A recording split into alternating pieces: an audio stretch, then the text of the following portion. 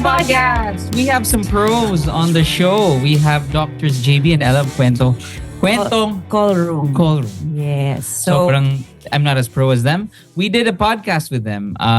You can check their podcast I love it out. so much. Marami tayong mga nanakawin na mga ginagawa nila sa podcast. Like how about a fast talk na tayo yung on the spot magbibigay ng questions? Go. Sige. Okay, ikaw kay JB, ako kay Ella. Sige. Okay, go. Ready? Ikaw muna. Nga. Okay. Game, go. Boxers briefs. Boxers. Lights on, lights off. Lights on. Urine or feces? Urine. Stereo. I don't like this. I don't like this game. Okay. So obviously, okay. I love the concept of your podcast, guys. Because and even having a thesis statement, which is very, very clear, which is demystifying and humanizing the medical profession. Yeah. Because I think marami sa podkids namin. Ang daming med students. But also maraming podkids na walang kaalam-alam. Like me, when I was in my early 20s and before having kids, wala akong alam about. I grew up in a family of doctors. So everything was, tawagan mo si Kuya whatever. Tawagan mo si Kuya Chad. It's so easy to consult. Like, so I never went to the hospital and Sana all. and paid for stuff. Sorry, like suerte. Pero I never like went and paid and then like the first time I went to the hospital like on my own, like ano tong admission, ano tong cashier, ano tong number, bakit may ganyan. So I wanted to, but before we get there, okay, I just want to say na I love what you guys are doing with the show. Absolutely.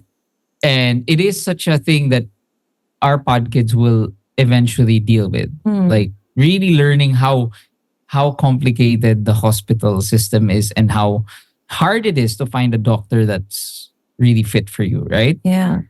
So, I also have a lot of questions about med school and what it is that's actually being taught, and also parang meron din ba kayong yung parang ano yung mga ibang profession na parang every so often may test ulit, retesting. May boarding kung kaya mo pa ba o ano? Oo nga, may ganun ba? Ba? Ang doctor? So parang yung, kumbaga yung steps to becoming a doctor. Are you Kasi kungwari kami, nag-drive kami ng kotse, pinaparenew kami ng license eh. Eh kayo, nag-ooperate kayo sa mga So ang question na you have is more of parang, renewal. let's say you guys passed the boards, right? And then every 5 years ba, i-check yung hands mo. Okay. Mas ano lang siya for the renewal of your license every 3 years. Tapos meron lang siya, may mga kailangan ka lang i-comply ng mga number of CPD or parang continuing professional development in the form of attending conferences. Parang mga ganun lang siya. Yes, hindi siya exam.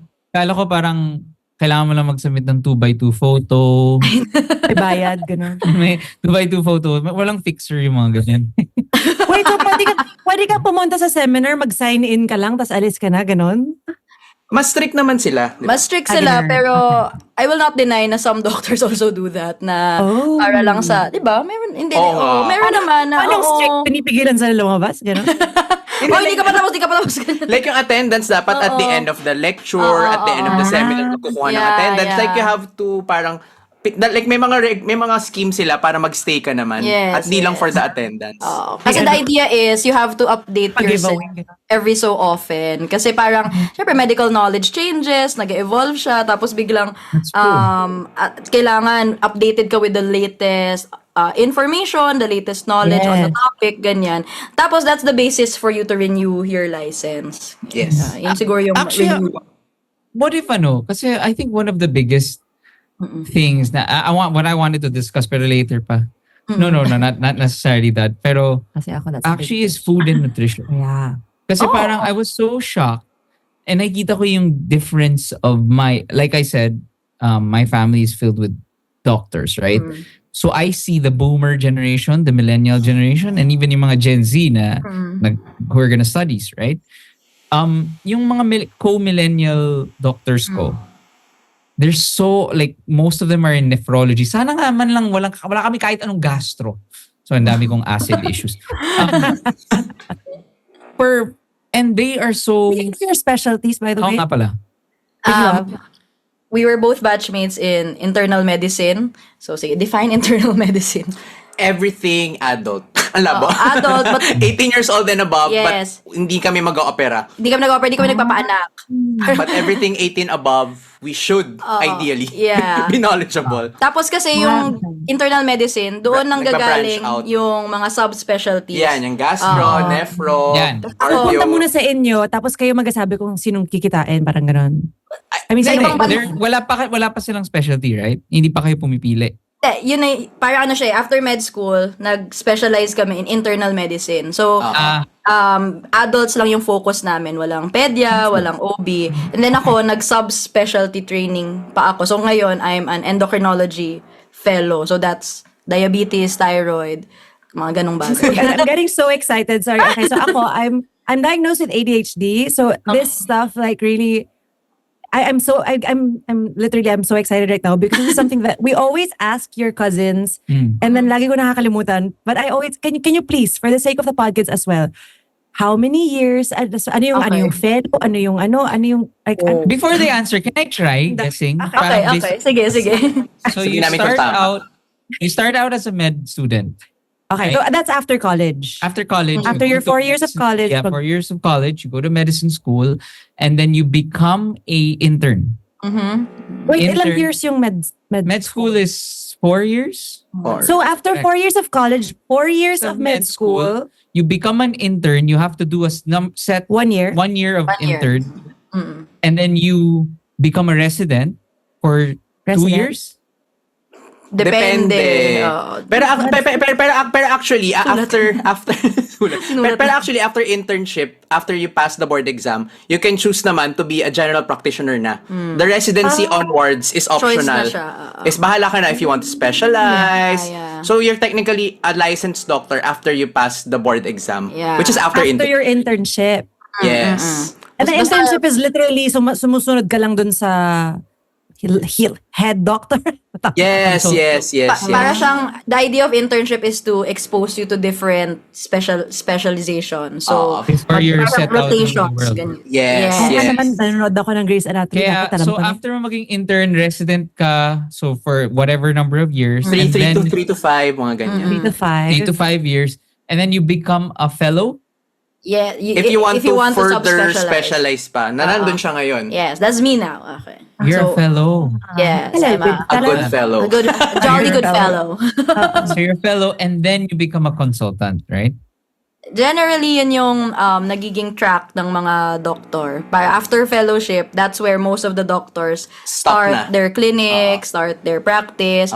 The problem with our healthcare system kasi is we're very specialist biased. So, kaya most med students go into specialization. Lalo na if you plan to train or to practice in the city. Kasi mas geared towards specialist training. Kasi tama si JB, some doctors stop at med school. Not med school. Stop at the boards. Stop at the board exam. And then they practice. And then they are a general practitioner for the rest of their career. Tapos yung iba, like si JB, after residency, hindi na siya nag-proceed to fellowship. Marang, may mga choices naman. Pero yung dinescribe nyo, that's the usual path of a med student who wants to specialize into a certain field. And the fellowship is how long?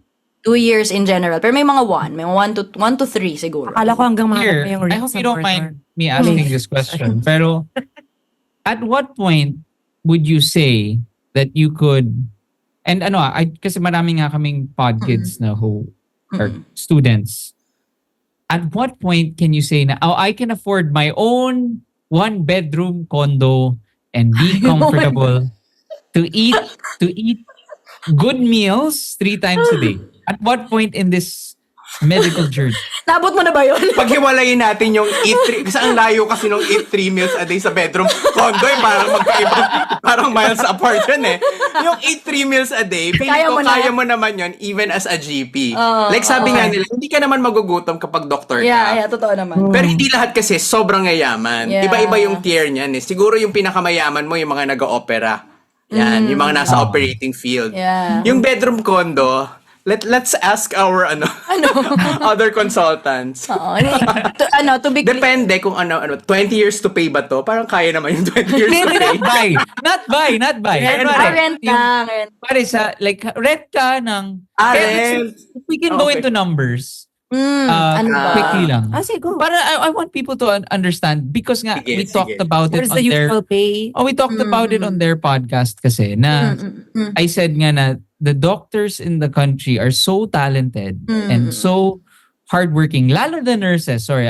Like, they're so... But because of the lack of government support and the lack of proper hospital management, it's unfair, right? So parang... So, I just wanna give an idea, like, kasi may mga kwento ako, like, parang mag 18-hour shifts and they barely get minimum wage. Parang, di ba? That's possible, right? Huh? I mean, like yung ibang nurses, for example. Totoo naman. Totoo, di ba? Like, parang the OT pay is really bad and...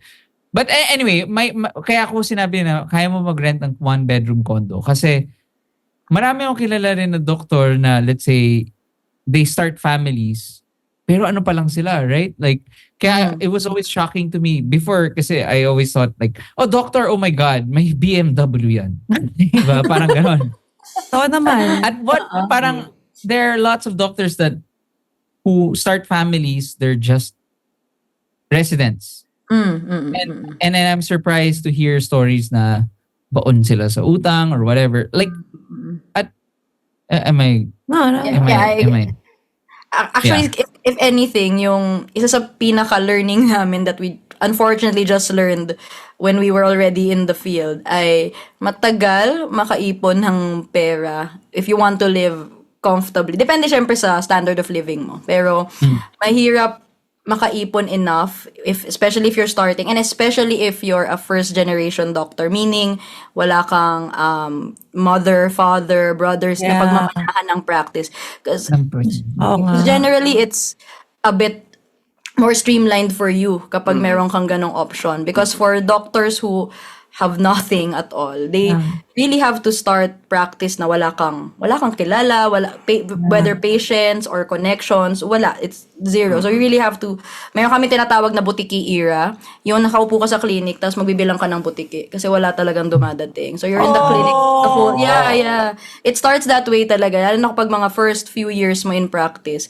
Parang, di ba may contrast na yung ibang doktor, ang haba ng pila. Hindi siya ganon at the start. Hindi siya nag-start ng ganon. Oo. May butiki era talaga. Oo. Pero yung question about siguro, about yung sa earning, in general, hindi ko alam kung general knowledge na public, in the healthcare sector, public pays better than private, in general. Like when you're a resident, when you're a nurse, kung gusto mo ng mas malaking sweldo, go public. Kasi may actual salary grade kasi na sinusunod sa government. Sa private, iba siya. Kasi parang... Kaya pala... Sorry. Yeah. Kasi parang mas na-adjust ng... Or hindi mo na-adjust. Pero parang hindi... May standard kasi na salary na sineset pa government. Salary grades. Yes. Like meron hindi pwedeng mabumaba sa salary grade. Like for example, like resident salary grade 23. Yun yung sweldo. Yun talaga yun. Compared to your counterpart in a private institution. Ay, ano ba? 21. Ay, sorry. Tinasan mo na may sweldo natin. Sorry, baka mag-demand yung resident sa akin. 21 pala. Tapos yung sa mga private, ano lang siguro, parang 1/2 to less than half lang nun ang sinusweldo nung nasa private mo na same level Same work. Same work. So that's why Why would anybody wanna do private? Hindi, yun, para sa, yung ba, dun sila nag-med school, that's one. So, the familiarity of the place is one thing. Another is if they plan to practice there. Mas madali silang makuha. Oo, kasi may... It's a long term, it's a long game for them. Yeah. Okay, ay magpapakilala ako sa ganito kasi later on, pag magaling ako, kukunin nila ako, doon ako makakabawi. Tsaka, when you think about it din kasi, when you say residents or fellows, they're all trainees. Ibig sabihin, hindi sila permanent position in the hospital because they're expected to graduate. So, yung sahod niya, hindi pang permanent position talaga. Kaya yung salary grade, that's just for the duration of our residents. And then pag-graduate namin, alis na kami, wala na kami. Parang ano siya, scheduled resignation. Got it. Kaya actually, sorry PGH is the shit. Yeah. Ang gagaling ng mga doktor galing PGH. And kaya pala. We're not gonna name names, but doc, there is a private hospital that is like all about aesthetics, but it's not the worst. It is like we have had the worst experiences there, and usap-usapan nga na it's because the people prefer to work elsewhere. The good ones prefer to not that they're all bad, but like the good ones prefer to work elsewhere because mas maganda rin yung sweldo sa kanila. Yeah. So, I wanna do a quick before item. after the pay thing kasi so at least we got that covered and we will get you back on the podcast pala because we're having so much fun. Yeah. It's just that we have a freaking meeting. I wanna ask a few things that I think would be very helpful for our podcast. Sure. Know nothing about dealing with doctors, right? Yung how about yung EQ training? Kaya parang when I say EQ, pinapangahalagan ba yun sa in med school? Like how Bedside much do manner? they put emphasis or is it dependent on your consultant or is it do you guys feel like dahil sa med school medyo kebs lang yung parang how to react to people, how to become sensitive? Sensitivity training basically. Meron bang ganun sa med school or is it the responsibility na of fellow of your future mentors to do that? To be fair to the institute, we can only speak for the institution we came from. Meron kaming mga ganong classes when we were in the first few years of med school. We had parang getting to know yourself and parang tawag doon nung parang The art of medicine. Art of medicine, ayun. We had classes that exactly called the art of medicine, and we would talk about patient experiences, how it is from the side of the Meron patient. kaming session nun na we pretended to be patients. Yes. First Pipila year kami sa kami nun, clinic. pumila kami sa clinic in a public setting or in a private so we can be on their shoes. First year med students pa lang kami. May ganon. Para magets namin yung pila, yung hirap. Oh my gosh, yun yung inihingilitan sa mga politiko natin, 'di ba? Na mag-train Mag-commute sila, di ba? Mag-commute, please, para ma-feel nyo. Yes. Ay, So to be fair, meron, and even in the succeeding years, may mga reflective sessions where we talk about parang may isa kaming session na health financing lang na magkano yung babayaran ng patient for this lab, ganyan. And we're I guess in a public institution you're trained also to be efficient when you order medications and laboratories. But I guess the problem is nakakalimutan na yes, eventually. it gets lost in translation. Tapos syempre, mentors play a big role. So kung yung mga nakapaligid sa'yo doesn't have that kind of sensitivity or you're not exposed to those kind of mentors, mahirap talaga for you to catch on with that. Because syempre, even if it was taught in med school, ganun tayo, madali tayo makalimot. Yeah. And I'm pretty sure that wasn't always being taught back then, no? Kaya siguro, I feel like it might be just a new thing because obviously we did not experience doctors who, I mean, nung mas bata tayo na who were very sensitive to patients' needs. Since we were talking rin about parang progressive thinking and like you guys always continuing to learn. Sorry, we're talking about food and nutrition. Yun nga I wanna go there lang quickly. Kasi I read this book about like medicine 2.0 and the importance of food and nutrition na parang get the medicine you need before you actually need medicine. Do you guys, how much, lalo na you deal with diabetes and shit, right? So like, how much do you guys, parang where is the fine line between like me? I have my, shout out Doc Chad Hizon, he's a zaddy. The best. He's my doc. He told me to I have a family history of cholesterol thing. High Okay, cholesterol. so even in college pa lang, may ganung issue na. And I run every day, I'm healthy, I eat well. He eats a lot of salad. He told me to get on Lipitor Okay. A maintenance a medication. maintenance whatever. And then sabi ko, Kuchad, di ako naniniwala dito. I won't do it for a year. Then let's see. And we made it into, parang it felt like a partnership. He was like, sige, I'll let you know why I feel like you should still take it. This is the pros and cons. Pero parang, sige, ikaw bahala. Parang may pagkaganon. But this is the guidance. Kayo, ano yung fine line between, itong pasyente na to masyado na nagmamarunong.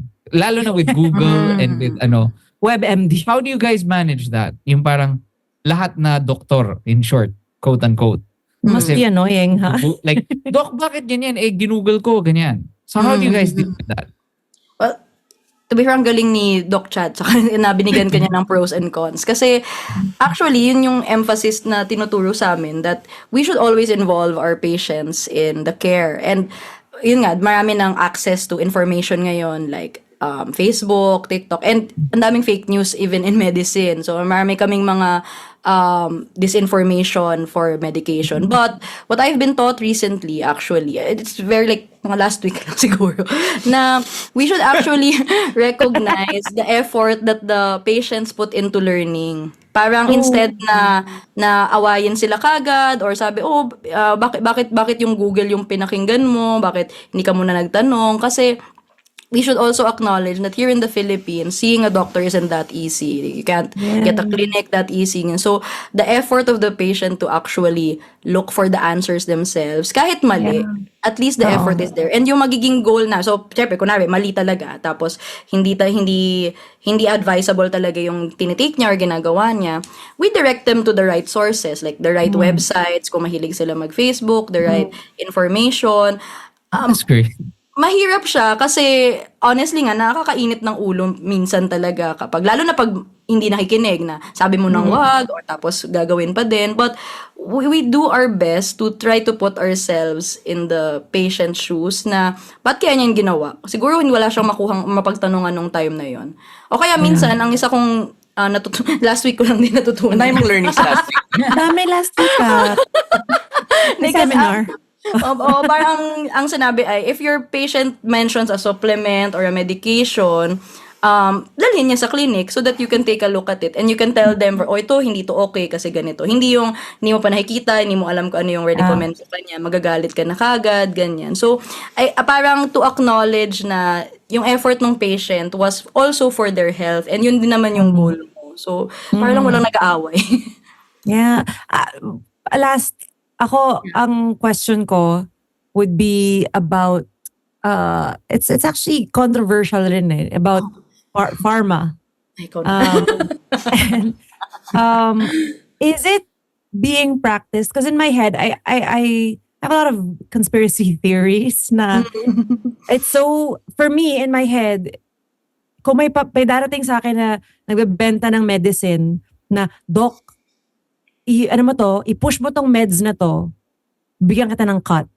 How do especially now we don't, a lot of hospitals here don't get that much support monetarily. It's so hard to say no to something like that, diba? How do we get, how do you earn the trust of patients na parang, it's I don't know. What can you tell me as a conspiracy theorist? That's a very hot topic now. Totoo. Is it? Yeah. Yes, it is. Ang complicated kasi ng relationship ng medical doctors with the pharmaceutical companies. Yes, Really, it's very complicated. Majority of our conferences are sponsored by pharma companies. Exactly. May mga utang na loob na unspoken or spoken with pharma companies. Ang hirap. But one thing is clear na hindi na unethical, unfortunately, hindi illegal, but unethical na tumanggap ka ng cut from a pharma company for selling their medications. So, they influence you by saying na, okay, doc, this drug is ganito, ito yung mga studies, reseta nyo sa next, so, pwede lang sabihin na, doc, pag next time sabihin mo sa patient mo, ito yung bilhin.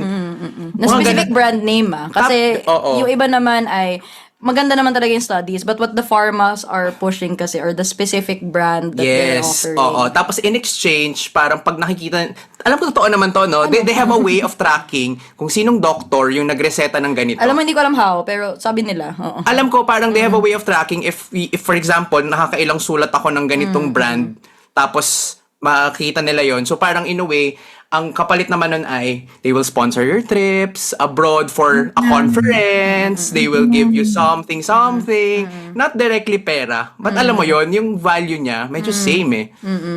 So yun And yung you parang, will be naturally indebted. Like, this guy brought me to fucking Europe. Why would I not? or Meron talaga kahit ganun. simpleng dadalan ka lang ng kape sa clinic. Madalas Lalo yun. na kung weakness mo yung kape, di ba? Parang yung mga ganun kasimple. Pero kaya pala yung Kwentong Callroom sponsored ng Unilab. Ay, Diba? fake news po ito. Ayun lang. Like to make it clear. No? Grabe. Pero ano yan, very, siya, lot of ethical dilemmas pag ganyan. So, Kahit within the community, Yeah. nagkakagulo na kami. and hindi nagkakasundo on how to handle that.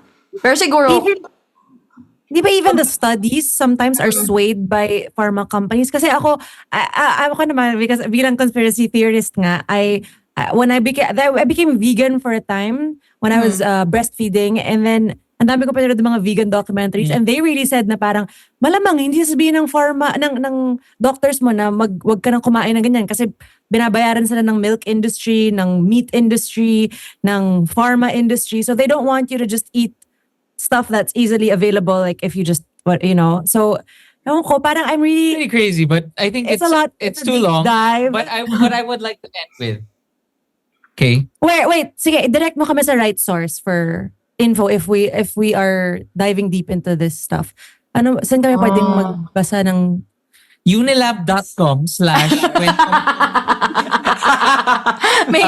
Meron kaming affiliate link. Lahat ng bilhin Yes. yung biogesic. May code. So, KC chart, Kwentong Callroom chart. May code pala. actually, it's I want... Go can ahead, of go ahead. worms. It's really a can of worms. So, wala akong ma-direct na link kasi more of, kasi kung may direct akong link yung code of ethics kasi ng that's great. I love that. Merong code of ethics, but again, hindi siya, if you don't follow it, it's not clear what happens to you. So, nasa Ganun lang siya. So parang code of ethics, pero pag di mo i-follow, hindi Unless ko siguro sinolo. may mag-complain. Like in the general, the justice system, one has to complain. Siguro in our case, to the PRC, to the Professional Regulation Commission, na this doctor is unethical. Pero kung wala. legally, wala siyang. Gosh, may consult ako sa inyo mamaya ha. Sige. Totoo. Okay. I would like to end with this. I'm gonna, since finastalk nyo kami sa pod mo, ipastalk natin sila. Again, okay. So me naman to Ella, you to JB. Okay. Wait, ano to? So you're gonna give one recommendation as doctors. Okay, one lang. So one word answer. Okay. Anong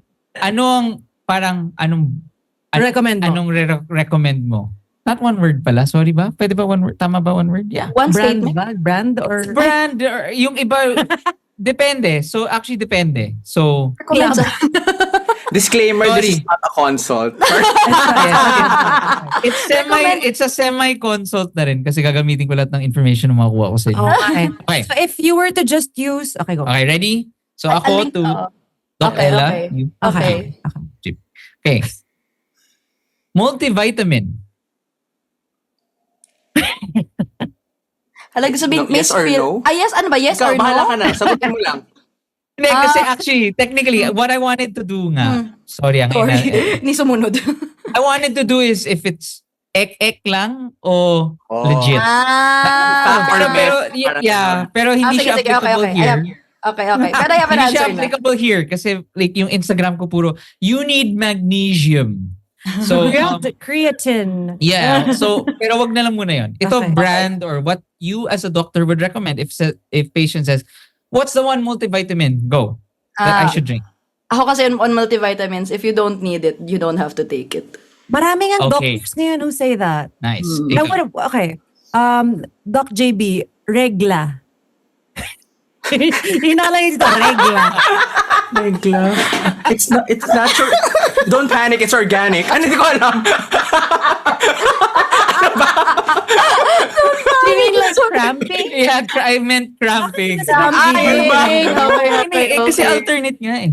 Sana Hindi ko sino- sunod na. Usual Like, pain what would meds, you recommend? diba? Pain meds. Pain meds. medication. Asa nag-regular? Wala kasi akong regular. So, Hot compress din. hot compress talaga. Oh. Okay. Pain meds. It's just pain, oo. Okay. Tabag. Ano yun, ha? Kabas. Kabag. Wala, diet.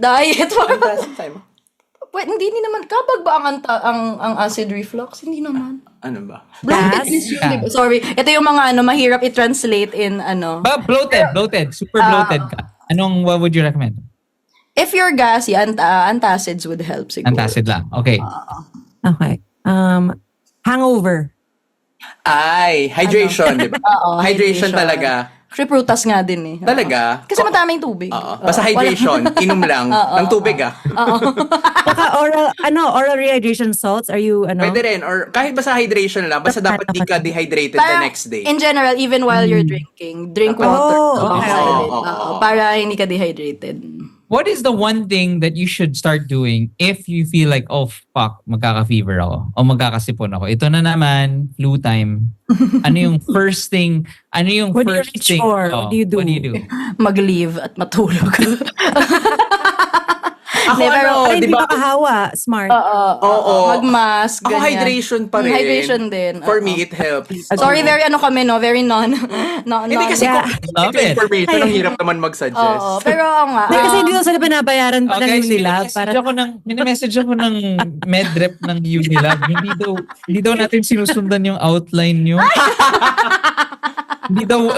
Wala daw silang water products. Yun lang. Tapos brand tubig. How about hindi nga sila nag-believe sa supplement eh. But like, what are your thoughts on fiber supplements? Yung mga fiber, yung mga... May indication naman sila. May Like, hindi naman specific lahat, hindi people. naman siya bad at all. There are certain people or certain patients that Who need we additional- prescribe fiber supplement. Lalo na din sa mga constipate. Or there are certain diseases like mga hemorrhoids. Yeah. Yan, pwede naman So talaga. fiber supplements muna bago mag-barium enema. Ay, oo naman. Diyos ko, gigil ako sa doktor din. Pero Sorry, listen to our podcast Yes. listening on Kwentong Callroom. Guys, since you guys love coffee, we'd Palit like to namin invite kayo. you, papakape kami next time. We'd love to get you back on the pod na face-to-face naman tayo. Kasi naseta sa mga nyo, Kape kami. na makinig ng Wake Up with Jim and Sam. true. Whether, good mental health. This was so fun. Thank you guys. Thank you. Thank you so much. We loved having you.